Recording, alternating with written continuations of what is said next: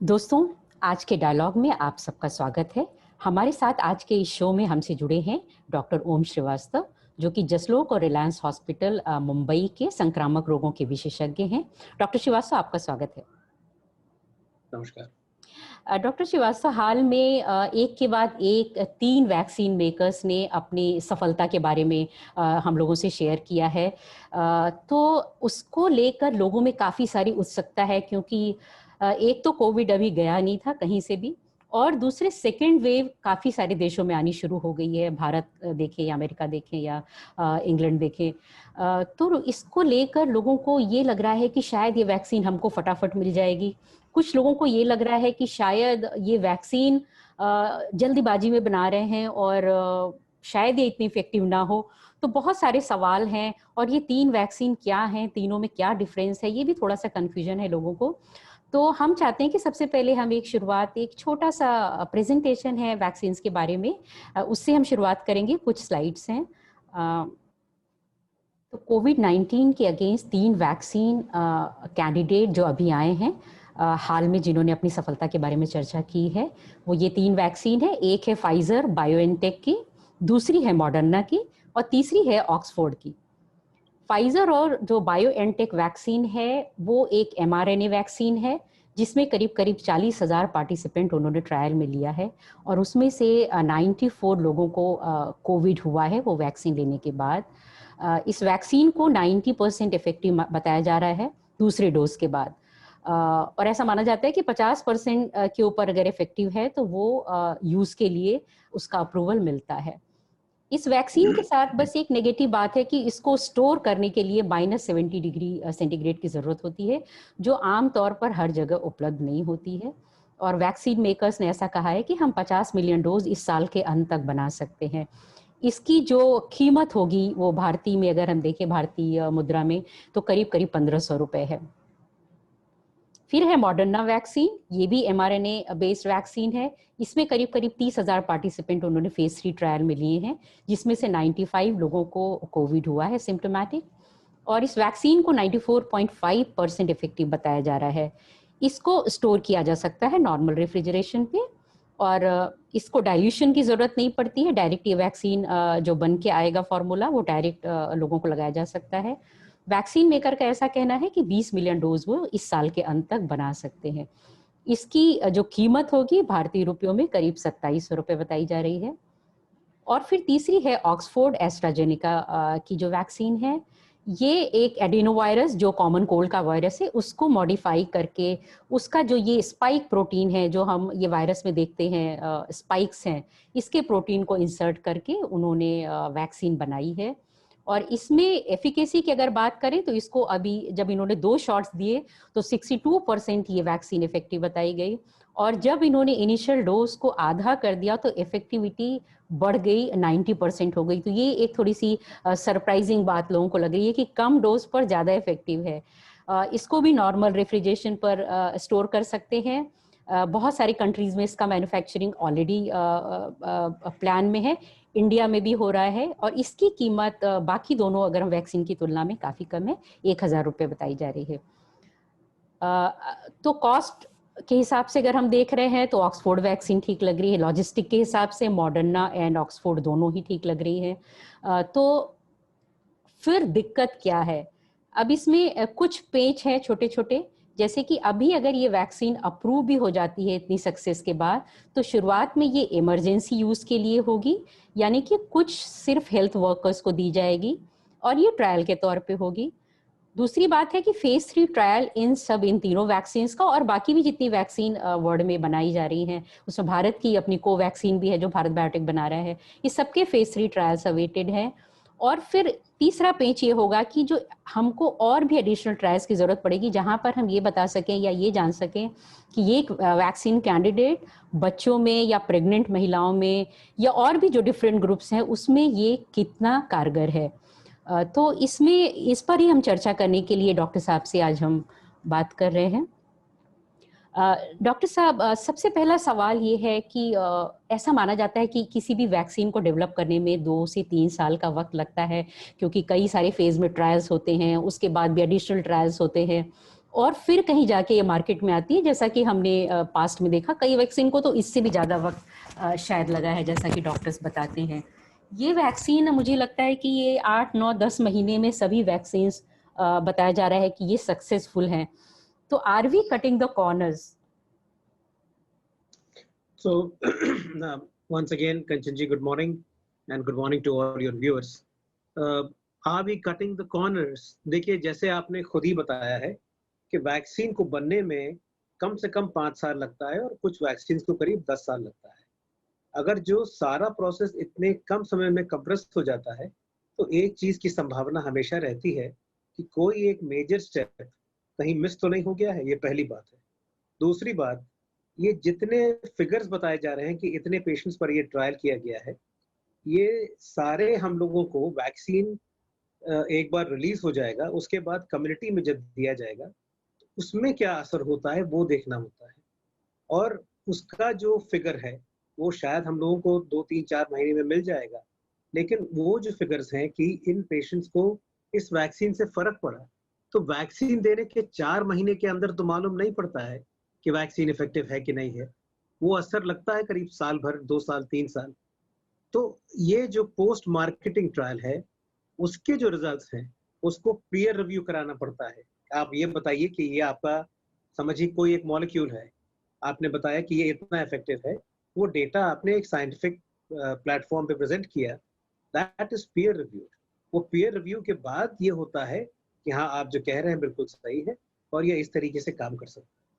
तो इसमें इसमें देखिए, ये these are the initial steps जिसको लेकर के ध्यान देना चाहिए कि ये स्टेप्स कहीं पर कंप्रेस होने में कहीं कम तो नहीं हो गए, मिस तो नहीं हो गए। और सारी इंफॉर्मेशन जो बताई जा रही है कि 60 to 90% एफिकेसी है, वो वैक्सीन देने के बाद कम से कम साल या 1.5 साल या 2 साल बाद मालूम पड़ता है, आफ्टर ऑब्जर्वेशन, कि जिसको आपने वैक्सीन दिया उसको साल भर में कितना प्रोटेक्शन मिला। तो ये जो सेकंड पार्ट है, ये बहुत जरूरी होता है, क्योंकि डॉक्टर, उसके बगैर जी, नहीं नहीं, प्लीज प्लीज कंटिन्यू। या तो उसके बगैर ये कहना मुश्किल होता है कि एफिकेसी कितनी है वैक्सीन की।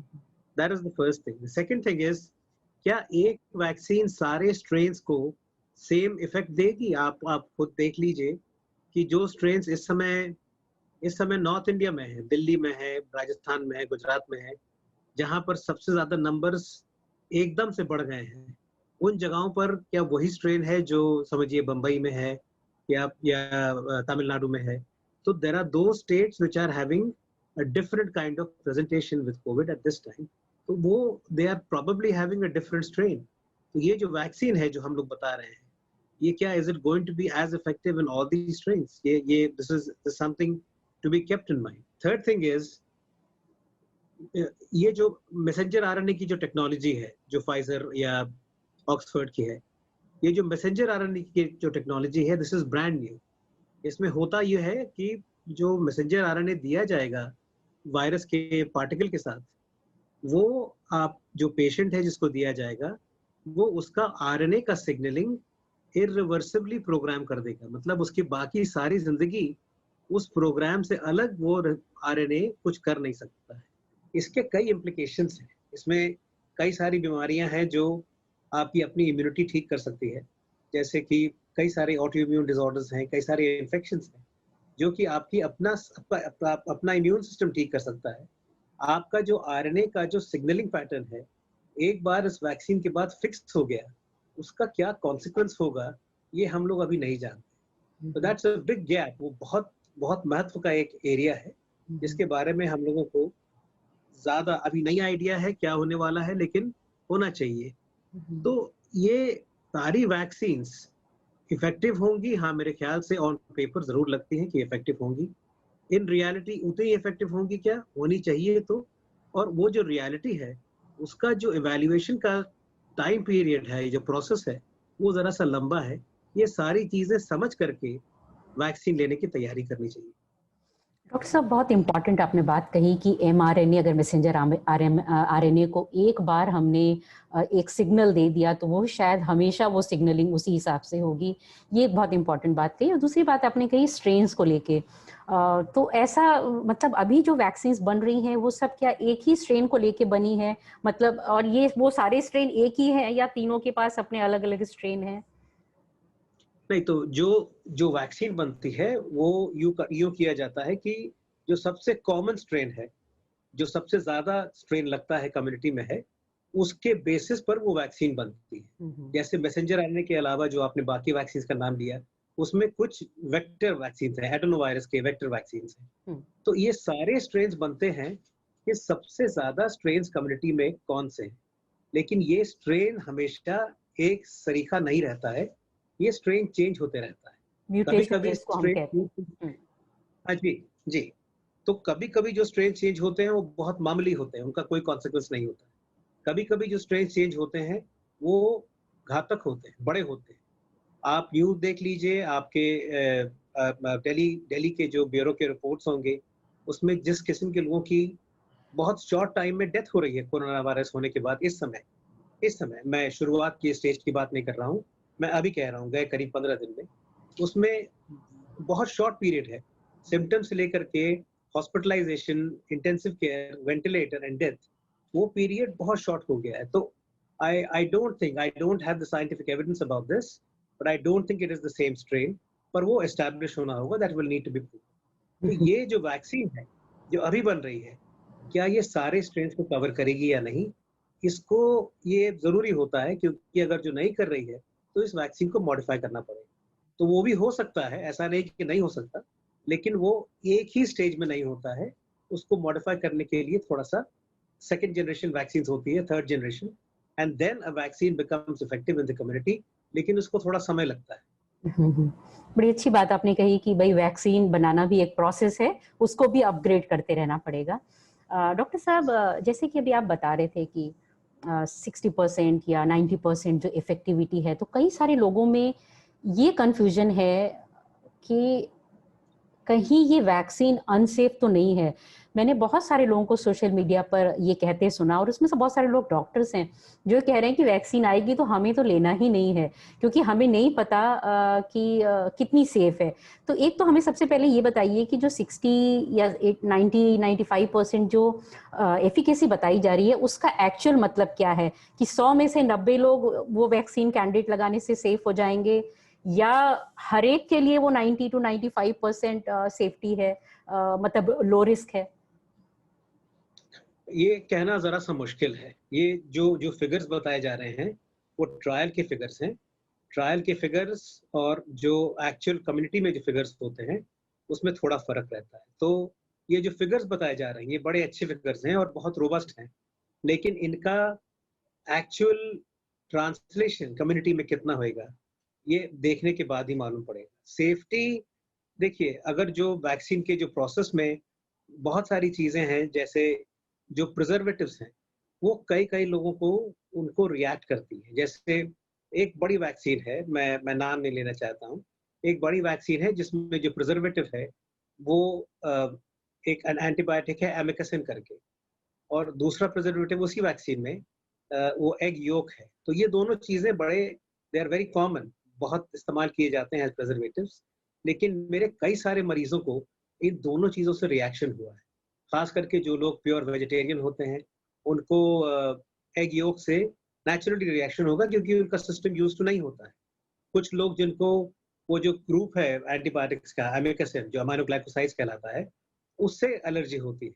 तो मुझे मेरे कई सारे पेशेंट्स को ये वैक्सीन लेने के बाद ये एलर्जी हुई, और जब मैन्युफैक्चरर से मेरी बात हुई, तो उन्होंने कहा कि हम लोगों ने ये कॉशन दिया तो है आपको, जो जो लिटरेचर इंसर्ट है, इसमें एक कॉशन है, लेकिन लिटरेचर इंसर्ट कितने डॉक्टर्स और कितने पेशेंट्स पढ़ते हैं हर बार, ये भी एक मुद्दा है, ये भी एक स्टोरी है, क्योंकि डॉक्टर्स तो बहुत कम पढ़ते हैं और पेशेंट्स तो उनसे कम भी पढ़ते हैं। तो ये जो चीज़ें हैं, इसमें सेफ्टी की जो इश्यूज़ हैं, वो एक बार वैक्सीन देना शुरू हो गया, उसके बाद ही हम लोग को मालूम पड़ेगा, और वो भी हम लोगों को जो इमीडिएट पार्ट है, जिसकी बात मैं कर रहा हूँ, जैसे अमाइनो ग्लाइकोसाइड्स हैं या एग योक है, वो इमीडिएट होता है।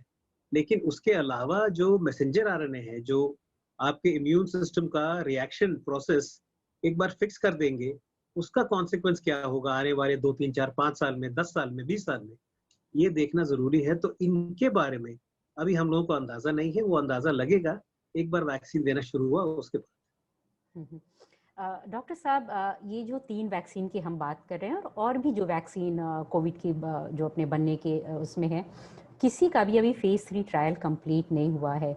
और उसके बाद भी जैसा कि मैं कुछ रूल्स पढ़ रही थी, तो उसमें ये है कि उसके बाद भी फ़ेज़ 3 ट्रायल के बाद भी 2 महीने तक जितने पार्टिसिपेंट्स हैं उनको ऑब्ज़र्व किए जाने की बात कही गई है।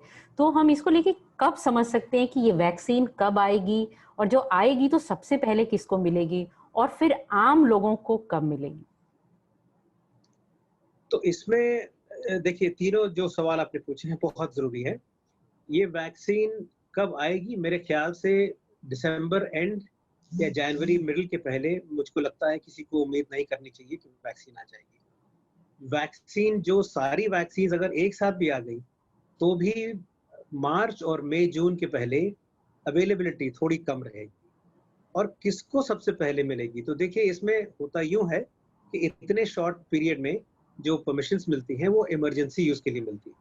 तो इमरजेंसी यूज़ में कौन-कौन लोग शामिल होते हैं, वो भी डिसीज़न लेना एक प्रोसेस होता है। मतलब आपने कहा कि health care workers are first to be given emergency use, जो एल्डरली हैं वो इमरजेंसी यूज़ हैं, जो लोग जिनको ज़्यादा से ज़्यादा रिस्क है इन्फेक्शन का वो इमरजेंसी यूज़ हैं। तो इमरजेंसी यूज़ किसको अप्लाई करता है, ये प्रोसेस होता है डिसीज़न का। ये decision central government, NITI Aayog या वो जो लोग हैं वो लोग लेंगे। मगर इसमें ग्रेडिंग होएगी। आप यूँ देखिए कि सारे दुनिया भर में करीब 7 बिलियन लोग हैं। अगर समझिए कि 1 बिलियन वैक्सीन्स भी इकट्ठा तैयार हो गई, तब भी 7 में 1 आदमी को वैक्सीन मिलेगी। आप इस तरह से अंदाज़ा लगा लीजिए कि सबको एक साथ वैक्सीन मिलने का चांस करीब-करीब नहीं के बराबर है और उसको भी प्रोसेस लगेगा अगर जो 1 मिलियन वैक्सीन्स के वायल्स इकट्ठा प्रोड्यूस किए। हुँ, तो हुँ। उसमें लॉजिस्टिक्स की दिक्कतें हैं, उसमें किसको सबसे पहले दिया जाएगा, वो तय करना पड़ेगा और वो एफिकेसी देखना पड़ेगा कि 2 महीने, 3 महीने, 4 महीने का जो पोस्ट वैक्सिनेशन पीरियड है, वो आपको कितना सूट कर रहा है, कोई दिक्कत हो रही है क्या आपको? कोई ऐसे कॉम्प्लिकेशंस हैं जिसके बारे में हम नहीं जानते। कोविड को देखिए, कोविड के बारे में हम लोग इतना कम जानते हैं कि कोविड के बारे में हर रोज़ कोई एक नई चीज़ सीखने को मिलती है। और जो हम लोग कोविड के बारे में अप्रैल में जानते थे, उससे कहीं ज़्यादा जानते हैं नवंबर, दिसंबर में। दिसंबर तो नहीं, नवंबर में, लेकिन वो भी काफ़ी नहीं। हम लोग रोज़ एक नई चीज़ देख रहे हैं कोविड को लेकर के, इसलिए ये समझना कि सारी बात अपने हाथ में है, ये शायद थोड़ा-सा प्रीमेच्योर होगा और शायद थोड़ी बेवकूफ़ी भी होगी। हुँ, ये हुँ। नहीं समझना चाहिए और इसको लेकर के संतुष्ट हो जाना कि मैंने वैक्सीन ले लिया, तो अब इसके आगे मुझे कोई दिक्कत नहीं होने वाली है। ये भी शायद थोड़ा-सा प्रीमेच्योर। हुँ, हुँ। और वैक्सीन को लेके एक ये भी सवाल है कि ये आखिर कितनी इफ़ेक्टिव होगी, कितने दिन तक प्रोटेक्शन देगी? तो ये सवाल सबसे बड़ा है, क्योंकि अभी कुल मिला के जितने ट्रायल हैं, उन ट्रायल्स को ही 6-8 महीने हुए हैं। तो ये कहना तो बहुत ही मुश्किल है कि ये कितना लंबा ये प्रोटेक्शन चलेगा। उतना लंबा टेस्ट करने के लिए उतना लंबा पीरियड भी तो होना चाहिए। तो इसको लेके तो भी आप कई ये लोग एप्रीहेंसिव हैं। बिल्कुल सही पूछ रही हैं आप, बिल्कुल सही सवाल है। आप यूँ देखिए कि आप समझिए आपने एक इन्फ्लुएंज़ा वैक्सीन लिया अभी नवंबर में, तो आपका साल भर में कितना इन्फेक्शन होता है, उसमें कितनी कमी आई और जब इन्फेक्शन हुआ, तो उसका जो इन्फेक्शन का पीरियड है वो कितना शॉर्टन हुआ, ये आपको साल भर के ऑब्जर्वेशन के बाद मालूम पड़ेगा। आपने दिया अपने पेशेंट को एक इन्फ्लुएंज़ा की वैक्सीन, उसको आपने हर 2 महीने, 3 महीने पे बुलाया और वो साल भर के बाद बताएगा कि सर मेरा जो साल में मुझको 15 एपिसोड हुआ करते थे, अब 5 या 6 या 7 हो गए हैं और जो मैं 15 दिन बीमार हुआ करता था, अब मैं 7-8 दिन बीमार रहता हूँ। उससे मालूम पड़ता है कि कितनी एफिकेसी है, मगर वो पीरियड है पूरे साल भर के ऑब्जर्वेशन के बाद। उसको आप 2 महीने में नहीं कर पाएँगे, ये नहीं बोल पाएँगे कि हाँ इन्फ्लुएंज़ा इसको वैक्सीन दे दिया है और इस मरीज़ को अब इन्फ्लुएंज़ा नहीं होता है, वो भी प्रीमेच्योर होता है। तो कितनी सेफ है, कितने समय तक और कितनी एंटीबॉडीज़ बनती हैं आपके शरीर में वैक्सीन लेने के बाद, ये भी एक प्रोसेस है, इसको कंप्रेस नहीं किया जा सकता क्योंकि एंटीबॉडीज़ का बनना एक प्रोसेस होता है, एंटीबॉडीज़ का बने रहना दूसरा प्रोसेस होता है और एंटीबॉडीज का बने रह करके, जिसे न्यूट्रलाइजिंग एंटीबॉडी कहते हैं, जो आपको प्रोटेक्ट करें, जो एंटीबॉडी आपके शरीर में, जिसको वैक्सीन देने के बाद मेमोरी हो जाती है, जिसकी वजह से वही वायरस आपको दोबारा उस किस्म की तकलीफ या दिक्कत ना दे सके, वो न्यूट्रलाइजिंग एंटीबॉडी होती है, जिसको मेमोरी होती है। ये तीनों चीजें प्रोसेस हैं और इनको इवैल्यूएट करने का एक समय लगता है, एक टाइम पीरियड होता है। तो सेफ्टी और एफिकेसी दोनों चीजें, ये हम लोगों को मेरे ख्याल से 2021 नहीं तो 2022 के मिडिल तक मालूम पड़ेगी, उसके पहले नहीं। आई डोंट थिंक सो। डॉक्टर साहब, एक सवाल ये भी है कि ये वैक्सीन जो अभी जिनकी हम बात कर रहे हैं, 3 वैक्सीन हैं, तो क्या ये बच्चों के लिए भी है क्या, या बच्चों के लिए अलग से ट्रायल करना पड़ता है? प्रेग्नेंट महिलाओं के लिए क्या अलग से ट्रायल होगा? तो इस अगर होता है तो इसका मतलब उन लोगों को और लंबा इंतजार करना पड़ेगा।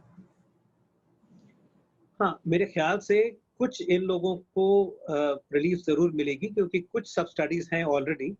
2 वैक्सीन में सब स्टडीज हैं इस समय। मेरा किस वैक्सीन में सब स्टडी, ये कहना शायद प्रीमेच्योर होएगा, लेकिन 2 वैक्सीन में सब स्टडी जरूर हैं। इतनी सेफ्टी है बिकॉज ये बहुत इंपॉर्टेंट सब ग्रुप है।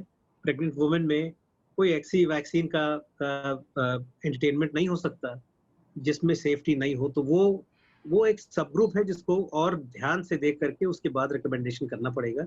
वो रिकमेंडेशन भी मेरे ख्याल से जनवरी के 15 तारीख तक होना चाहिए, लेकिन वो उसमें भी थोड़ा सा समय है। वो सब ग्रुप जरूर हाई है। हालांकि बम्बई में जो सिविल हॉस्पिटल्स हैं जिनमें प्रेग्नेंट वुमेन को, एक सिविल हॉस्पिटल है जिसमें कोविड के बीच में हर महीने करीब 100 प्रेग्नेंट वुमेन की नॉर्मल डिलीवरी हुई।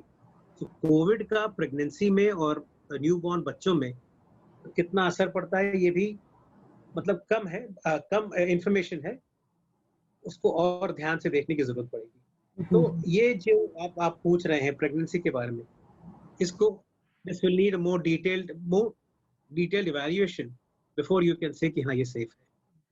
डॉक्टर साहब, ये मुझे लगता है कि पहली ऐसी वैक्सीन होगी जो फिलहाल बच्चों को नहीं, बड़ों को दी जाएगी।